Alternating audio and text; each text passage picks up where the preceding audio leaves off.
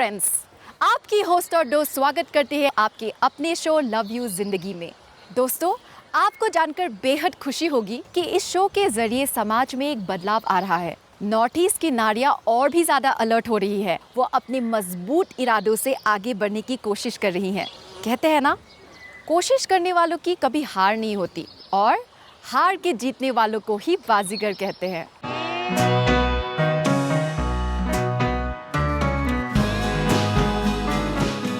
दोस्तों, आज के स्पॉटलाइट सेगमेंट में हम आपकी मुलाकात एक बहुत ही बहादुर, ना हारने वाली, ना झुकने वाली नॉर्थ ईस्ट की एक महिला से मिलवाएंगे, जिन्होंने नॉर्थ ईस्ट के लिए, ह्यूमैनिटी के लिए और जिंदगी के लिए जो काम किया है, उसे देखकर आप उन्हें सलाम जरूर करेंगे।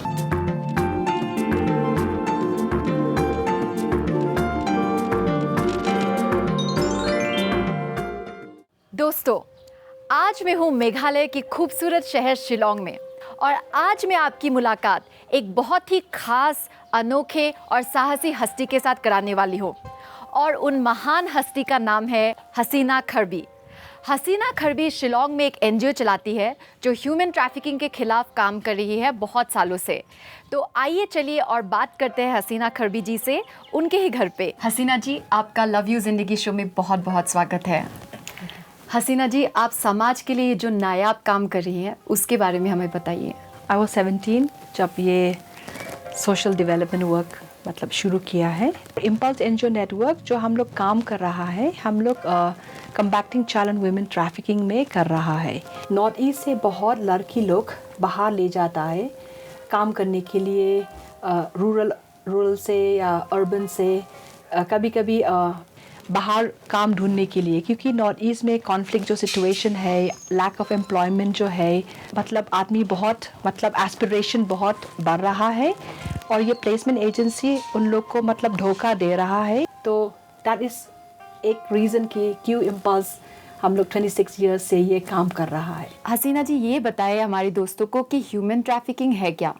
जब किसी इंसान को मतलब गलत इरादे से बाहर ले जाता है और उसको एक्सप्लॉइट करता है, वो ह्यूमन ट्रैफिकिंग होता है। जब एक्सचेंज ऑफ मनी और उसको मतलब लेबर फोर्सेस में स्लेवरी की तरह उसको रखेंगे या पेमेंट दे देंगे, या कभी कभी रेड लाइट एरिया उसको मतलब बिक्री कर रहा है, वो ह्यूमन ट्रैफिकिंग बोलता है। हसीना जी, आप जो ये काम कर रही है ये खतरों से भरा हुआ है, तो आपको कभी किसी बात से डर नहीं लगता? ये मेरा पैशन है और ये बिलीव है मेरा साथ कि ह्यूमन ट्रैफिकिंग को मतलब रुकने के लिए if we have to stop slavery, तो कोई या कोई करना चाहिए।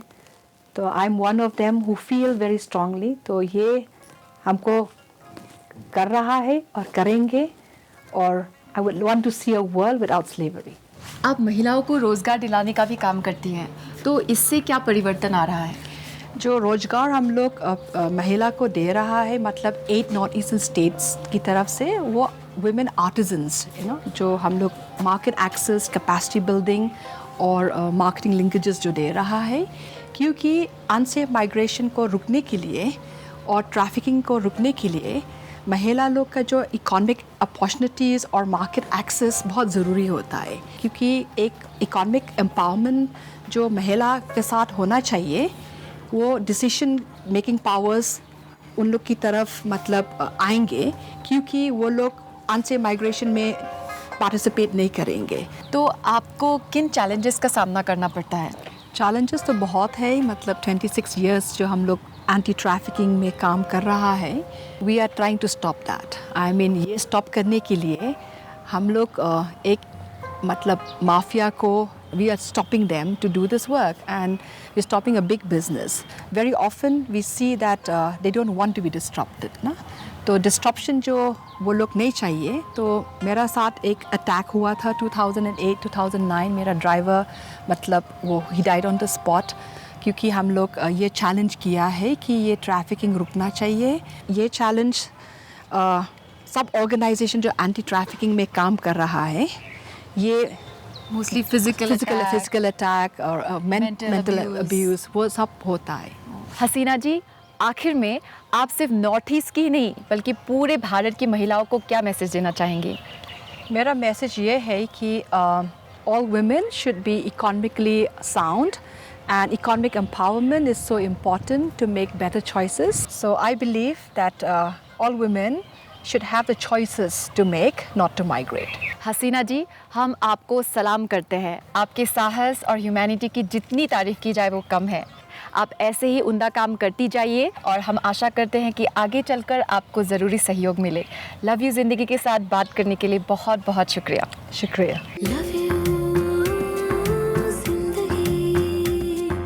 हसीना खरवी जी की जितनी तारीफ़ की जाए वो कम है। वो एक चट्टान की तरह खड़ी है और कितने लोगों की ज़िंदगी बचा रही हैं, कितने लोगों की ज़िंदगियाँ बदल रही हैं और लोगों को ज़िंदगी से प्यार करना सिखा रही हैं। तो दोस्तों, क्यों ना हम थोड़ा शॉपिंग से प्यार कर लें? अपने अगले सेगमेंट स्टाइल रैप के ज़रिए सीधा चलते हैं शिल्पाग्राम।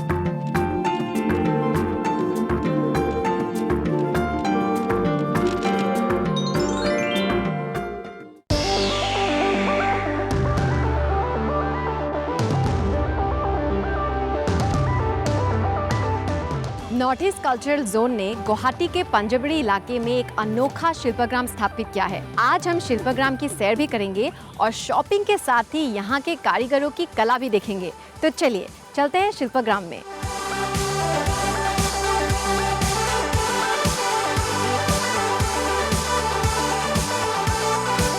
नॉर्थ ईस्ट के कई राज्यों से बड़ी संख्या में बहुत सारी जनजातियाँ और ट्राइब्स यहाँ पे आती है।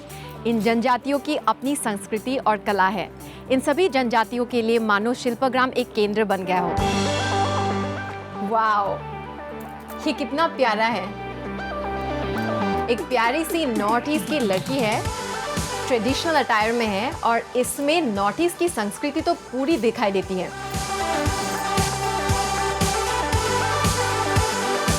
यहाँ की जनजातियाँ सिर्फ बैम्बू और केन की चीज़ें नहीं बनाती, बल्कि मेटल्स में भी वो लोग काफ़ी माहिर है। ये मेटल से बना हुआ है। उन्होंने पूरी कोशिश की है कि अपनी संस्कृति को इस मेटल पीस के थ्रू दिखा सके। काफ़ी वंडरफुल है। तो अभी मैं आई हूँ शिल्पाग्राम के एक एथनिक शॉप में, एथनिक कपड़ों की दुकान में, जहाँ पे मैं बहुत ही प्यारे प्यारे कलेक्शन देख रही हूँ। यहाँ पे अनेकों ट्राइब्स और जनजातियों के लोकल एथनिक कपड़े हैं। यहाँ पे असम में एक ट्राइब है जो है मिसिंग, और उस ट्राइब की ये संस्कृति है, उसका डिज़ाइन है, उसकी कला है। ये बहुत ही मेहनत का काम है, कई दिन लग जाते हैं एक कपड़ा बनने में। तो मुझे लगता है कि हमें इनका सहयोग देना चाहिए, इन्हें सपोर्ट करना चाहिए। तो जब भी आप नॉर्थ ईस्ट आए, जब भी आप असम आए, शिल्पाग्राम ज़रूर आए और यहाँ से कुछ ना कुछ ज़रूर खरीदेगा, ताकि हम लोकल कल्चर को, एथनिक कल्चर को सपोर्ट कर सके, इन ट्राइब्स, इन जनजातियों को सहयोग दे सके और इनके रोज़गार में इनकी मदद कर सके। जैसा कि मैंने आपको बताया, यहाँ पे बहुत सारी जनजातियाँ हैं। हमने मिसिंग देखा, वैसे है बोरो, खासी और यहाँ पे नागा भी है, नागालैंड से। तो यहाँ पे आपको नागालैंड के कपड़े भी मिल जाएंगे। और यहाँ पे एक बहुत ही प्यारा सा शॉल नहीं जैकेट है, देखिए। Black and red Naga culture का एक बहुत ही इम्पॉर्टेंट कलर, दो इम्पॉर्टेंट कलर्स हैं, तो ये आपको उनके कपड़ों में देखने को मिलेगा बहुत। तो ये एक ब्लैक एंड रेड जो बहुत ही कॉमन है उनके कपड़ों में, तो ये वैसा ही एक बहुत ही प्यारा, बहुत ही ट्रेडिशनल जैकेट है। वन हॉर्न राइनो असम की खासियत है। ये पूरी दुनिया में सिर्फ असम में ही आपको वन हॉर्न राइनो मिलेगा और ये उसका एक सिंबल है। तो आप इसे एक सुवेनियर के तौर पे ज़रूर लेके जा सकते हैं। वाओ, आज शिल्पाग्राम आके मैं नॉर्थ ईस्ट के कारीगरों से बहुत इम्प्रेस्ड हुई हूँ। कितना हुनर है उनमें, कितना मेहनत करते हैं। मुझे उम्मीद है कि आज के सेगमेंट में हमने आपको जो दिखाया वो देख के आपके दिलों में भी हमारे नॉर्थ ईस्ट के कारीगरों के प्रति प्रेम आया होगा और उनके प्रति सम्मान और आदर आया होगा। हम आशा करते हैं कि आप जब भी शिल्पाग्राम आएंगे, जब भी असम आएंगे, शिल्पाग्राम ज़रूर आएंगे और इन हमारे नॉर्थ ईस्ट के कारीगरों को ज़रूर सहयोग देंगे। आज के सेगमेंट में इतना ही। मैं आपसे मिलती हूँ हमारे अगले सेगमेंट में।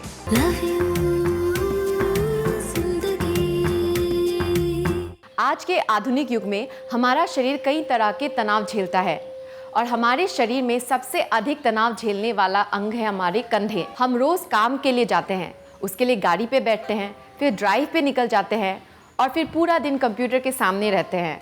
हम अपना दोपहर का भोजन भी डेस्क पे ही बैठे बैठे कर लेते हैं। फिर शाम को हम थके हारे घर आते हैं और तुरंत टीवी के सामने बैठ जाते हैं, जिसके कारण आपके कंधे अकड़ जाते हैं, जो धीरे धीरे सख्त हो जाते हैं और धीरे धीरे वो फ्रोजन शोल्डर में तब्दील हो जाते हैं। तो चलिए आज के हेल्थ मंत्रा सेगमेंट में हम जानते हैं कि आप योग से कैसे फ्रोजन शोल्डर को ठीक कर सकते हैं।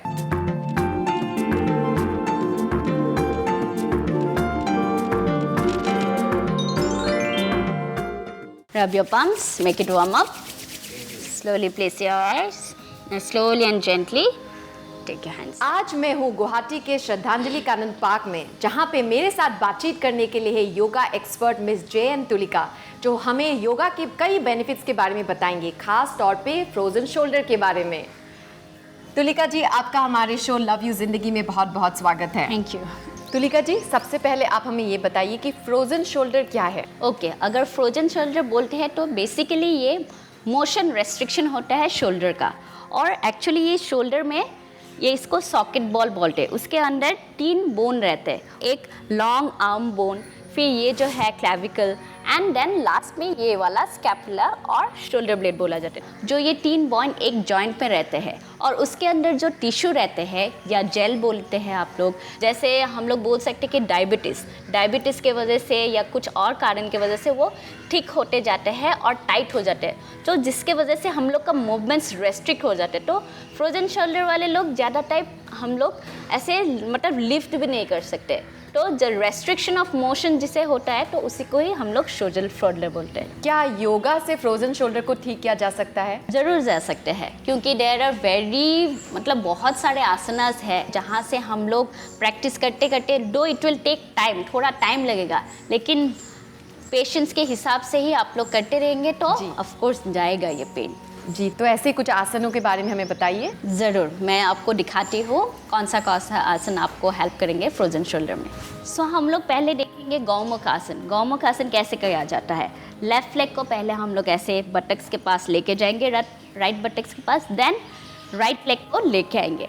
एंड हम लोग को अपनी अभी माइंड करना है कि ये नी टू नी स्ट्रेट रहता है। अभी राइट लेग ऊपर है, कारण राइट हैंड हम लोग ऊपर लेके जाएंगे। अभी धीरे से ऐसे नीचे लेके आएंगे और पीछे से हाथ को पकड़ लेंगे। अगर आपको हेल्प चाहिए तो एक कपड़ा भी लेके आप खींच सकते हैं अपने आप को। स्ट्रेच करते करते धीरे धीरे से प्रैक्टिस के तरह आपको आ जाएगा। अभी नेक्स्ट है जो रिवर्स नमस्कार, विपरीत नमस्कार। तो उसको हम लोग पहले राइट हैंड को पीछे से लेके जाएंगे, ऐसे जितना हो सके ऊपर लेके जाइए। अभी लेफ्ट हैंड को भी ऊपर लेके जाइए। अभी यहाँ पे पहुँच गया तो जितना हो सके शोल्डर ब्लेड को क्लोज करते हुए ऐसे रखिए। ना अभी राइट हैंड को हम लोग ऊपर लेके जाएंगे, पाम फेसिंग बैकवर्ड। अभी फोल्ड करके लेफ्ट हैंड के सपोर्ट से ये लेके जाएंगे। अभी लेफ्ट शोल्डर में पहुंचना है। पूरा सीधा देखते रहिए और श्वास लेते रहिए। Inhale, exhale. Now slowly and gently release and down. अभी दोनों हाथों को ऐसे ऊपर लेके जाएंगे और एल्बो को पकड़ लेंगे। अभी धीरे धीरे से श्वास लेते हुए पीछे लेके जाएंगे और श्वास छोड़ते ही आगे। Inhale back, exhale front. Inhale back, exhale front. Slowly and gently release it down. आप हमें ये बताइए कि फ्रोजन शोल्डर से लोग कैसे बचे रहें? जी, अभी फ्रोजन शोल्डर से बचने का बहुत तरीका है जी। जैसे अभी डेली एक्टिविटीज़ आपको करना ही है जी, ना कि ओनली राइट हैंड को यूज़ करना है, अभी लेफ्ट हैंड को भी यूज़ करना है। अगर इस हाथ से कुछ सामान उठा रहे हैं तो दूसरे हाथ से भी सामान उठाइए। अभी कुछ भी हो, फिजिकल एक्टिविटी, योगा, एक्सरसाइज, कुछ भी dance, any kind of movement, जहाँ मूवमेंट रहेगा, मोशन रहेगा, वहाँ फ्रोजन शोल्डर नहीं रहेगा। जी, बिल्कुल सही बात कही आपने। जे.एन. तुलिका जी, आपने हमें फ्रोजन शोल्डर के बारे में इतनी सारी जानकारी दी। हमें भरोसा है कि हमारे दर्शकों को आज का सेगमेंट काफ़ी यूजफुल लगा होगा। वक्त देने के लिए, हमारे साथ बातचीत करने के लिए आपका बहुत बहुत धन्यवाद। हम दिल से चाहते हैं कि आप और आपका परिवार फ्रोजन शोल्डर से बचे रहें, ताकि आप एक हैप्पी और हेल्दी लाइफ जी सके और अपनी लाइफ को पूरी तरह से एंजॉय कर सके। चलिए अब हम मिलते हैं हमारे अगले सेगमेंट में, जो है career.com।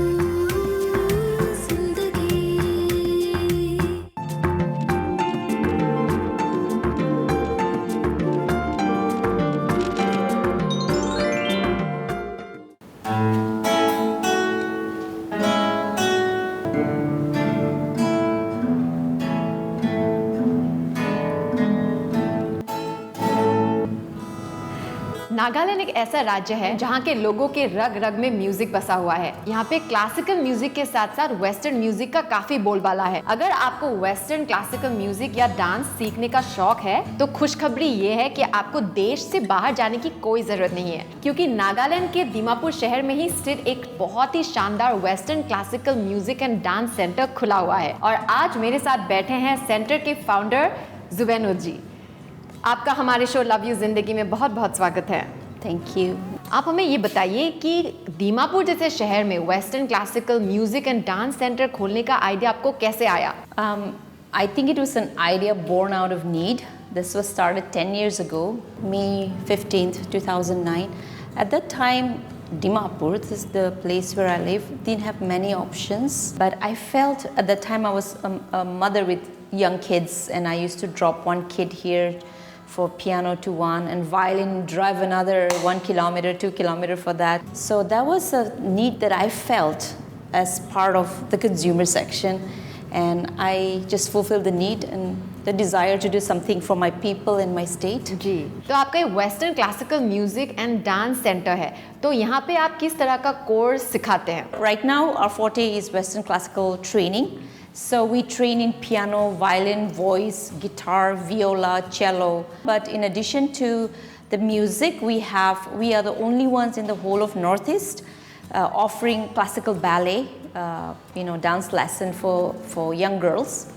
और कितना लंबा है ये course? They're starting, or like the admission thing, we normally take when they're about 6 years, and they're with us till the 10th grade, so 16 years. So we have them for roughly 10 years. Some kid, we have 8 levels, grade 1 to grade 8. Like in schools, we have 1 to 12. In music, we have 1 to 8. After that, it's the diplomas, which is equivalent to BA1 level. But it depends on the individual capacity. जी. They can skip grades depending on their capability. और उनकी रुचि पे भी depend करता है। तो आप हमें ये बताइए कि ये कोर्स करने के बाद बच्चों के करियर अपॉर्चुनिटीज क्या है? In India, basically the two things that they do, those who pursue career in music or performing art, one, they either start teaching, and of course if they want to be a full-time artist, they become performers. We have many successful, like for instance in Nagaland, and I think even in India, there's a gentleman called Alobo Naga. He is a product of the school. Oh, wow. Yeah. So we have had a success rate of about 85%. So I'm very satisfied with that. तो आप हमें ये बताइए कि आपने कितने बच्चों के साथ शुरुआत की थी और आज आपके सेंटर में कितने बच्चे हैं? Initially when we started 10 years ago, 13 students and 3 teachers. But like I believe in not despising small beginnings. Now we have an average of 200 and 20 faculty. इसका मतलब ये है कि नॉर्थ ईस्ट में western classical music and dance सीखने की रुचि काफी फैल रही है। Oh yes, yes. तो आखिर में आप हमारे नॉर्थ ईस्ट के विमेन म्यूजिक लवर्स को क्या मैसेज देना चाहेंगे? I would like to say this, that just because you are a woman, you are not limited in any way, The other thing is, I would say, do not be afraid to dream big. For me, I really think money is really not an issue about when you want to start something. I mean, it will override all your underlying fears. वाह, मजा आ गया आपसे बात करके। मन करता है कि मैं भी संगीत शुरू ही कर दूं। अगर आपके दिल में भी संगीत है तो आप उसे जल्दी ही बाहर निकालिए, क्योंकि हमें उसका बेसब्री से इंतजार है और पूरी दुनिया को भी। जुबैनूर जी, आपने हमें western classical music and dance के बारे में इतनी सारी जानकारी दी, उसके लिए आपका बहुत बहुत धन्यवाद। Thank you for having me.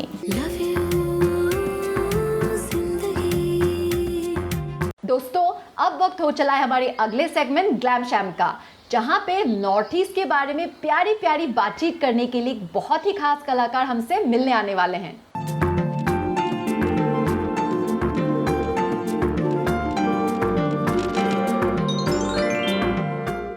Unfortunately मेरा लंबा टाइम कभी नॉर्थ ईस्ट में नहीं रहा, क्योंकि मेरी कोई फिल्म की शूट वहाँ नहीं हुई, लेकिन मैं ज़रूर गैंगटॉक, सिक्किम, अरुणाचल प्रदेश, मिज़ोरम, मैं इन सब जगहों में ज़रूर जाना चाहूँगी, क्योंकि मैंने इनकी सुंदरता और पीस और काम के बारे में बहुत कुछ सुना है।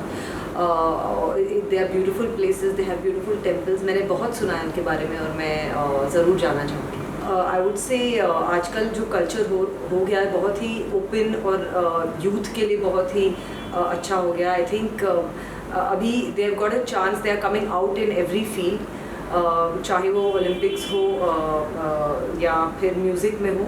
मुझे लगता है कि हर फील्ड में वो बाहर आ रहे हैं। पहले तो सिर्फ फोक सिंगर्स पॉपुलर होते थे, लेकिन अब there so many rock bands and most of them, a lot of them are from Assam. I think near future में हम ज़रूर देखेंगे कोई इंटरनेशनल टैलेंट जो आएगा वो नॉर्थ ईस्ट से ही आएगा, मुझे ज़रूर ऐसा लगता है।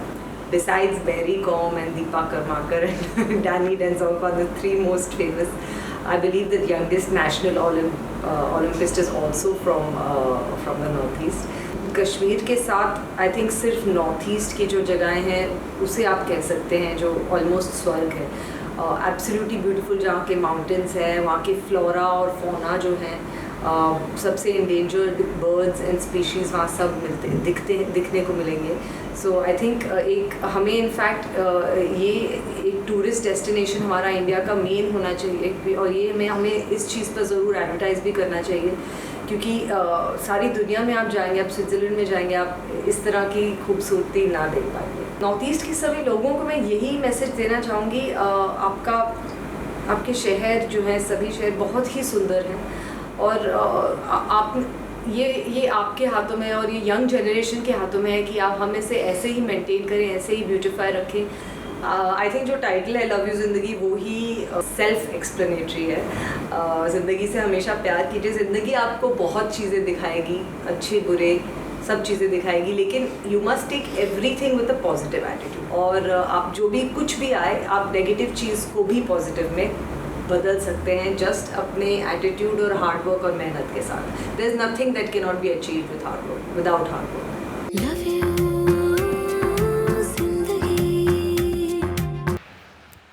दोस्तों, हम उम्मीद करते हैं कि आपको हमारा ये आज का अनोखा एपिसोड ज़रूर पसंद आया होगा। ऐसी ही कुछ खास बातें और अमेजिंग पर्सनालिटी के साथ आपकी ये होस्ट और दोस्त मोनिशा फिर से वापस आऊंगी। तब तक के लिए अपना ध्यान रखिए। Take care, love you very much.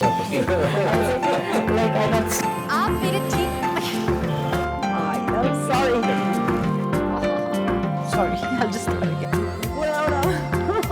Traditional culture को करते हैं। I forgot, seriously I forgot now.